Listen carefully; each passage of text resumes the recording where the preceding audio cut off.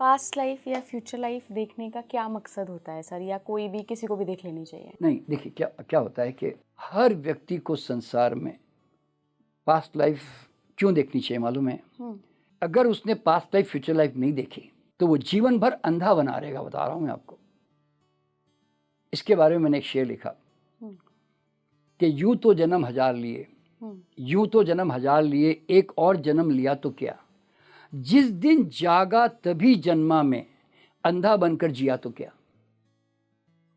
तो आप अंधे बनकर क्यों जीना चाहती हो भाई?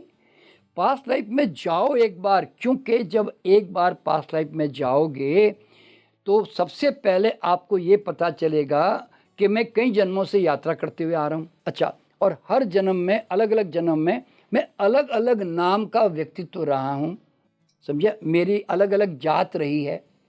तो कभी तुम हिंदू थे, कभी मुसलमान थे, कभी क्रिश्चियन थे, कभी फ्रांसिस थे, कभी अफ्रीकन थे, कभी चाइनीज़ थे।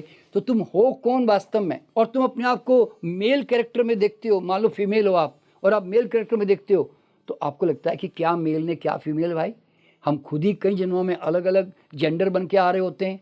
और फिर आप क्या देखते हो कि मैं मर गया, तो आप 70 80 90 साल में मरा तो लोगों ने मुझे जलाया गाड़ा, तो आपने क्या देखा कि यार मैं मर तो गया लेकिन मेरी चेतना तो बाहर निकल गई।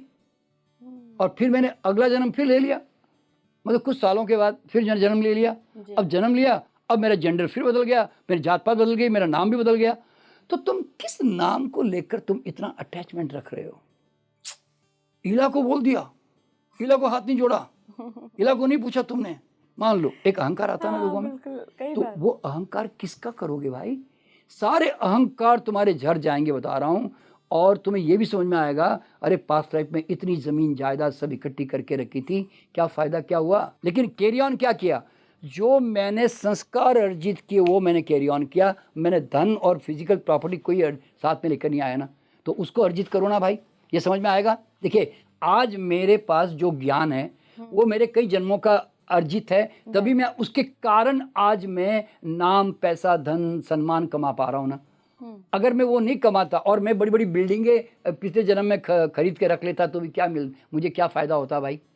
तो हर आदमी को समझना चाहिए कि आपके एक एक मोमेंट, जो अच्छे संस्कार आप करते हो ना, वो आपके भविष्य में आपके साथ चलने वाले, काम आने वाले हैं। गलत है तो फिर गलत ढंग से काम आने वाले भाई, समझे ना? अच्छा, फिर दूसरी बात क्या समझ में आती है कि आपके सोल का रंग आपका ग्रोथ के बारे में बताता है। क्या बात कर कि आपकी पिंक कलर की सोल है तो आप बड़े दयावान व्यक्ति बनेंगे, आप किसी का दुख नहीं देख पाएंगे। अगर आप ग्रीन सोल है तो इसका मतलब है कि आप लोगों की सेवा करना पसंद करेंगे। अगर आप लाल सोल है, इसका मतलब है कि आप वर्ल्डली अटैचमेंट में ज़्यादा रहोगे, वासनाओं में उलझे रहोगे। अगर आप ऑरेंज कलर के हैं तो थोड़े आप हंसमुख और थोड़े जॉयफुल किस्म के आदमी बनोगे। अगर आप वाइट कलर के हो तो आप जनरल ह्यूमन बीइंग की तरह आओगे।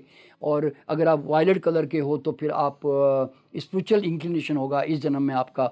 ये सब इंडिकेशन मिलता है कि आप कई जन्मों से ग्रोथ कैसे करते हुए आ रहे हो। आप ये सोल कलर कैसे देखते हैं आप? जब मैं पूछता हूँ ना कि आप मर गए और अपनी सोल कलर देखो जी, तो वो बताता है आकर कि मेरा सोल कलर ये था जी, इस तरह से। तो एक आदमी अगर अपने आप को मरते हुए देखता है, सोल निकलते हुए देखता है, उसको मृत्यु का डर कैसे रहेगा?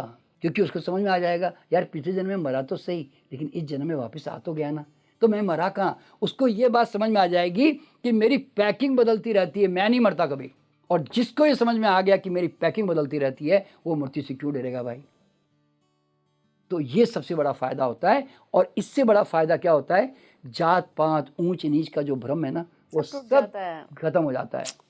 और तुम जिस मुसलमान के खिलाफ लड़ रहे हो, जो तुम हिंदू के खिलाफ लड़ रहे हो, तुम आज क्रिश्चियन के खिलाफ लड़ रहे हो, कि तुम और किसी अफ्रीकन के खिलाफ लड़ रहे हो, तुम्हें जाके पता चलेगा ये तो मैं ही था एक ज़माने में। मैं अभी एक कनाडा में जो एक व्यक्ति को मैं अभी लेके गया पास्ट लाइफ में, वो सरदार है इस जन्म में।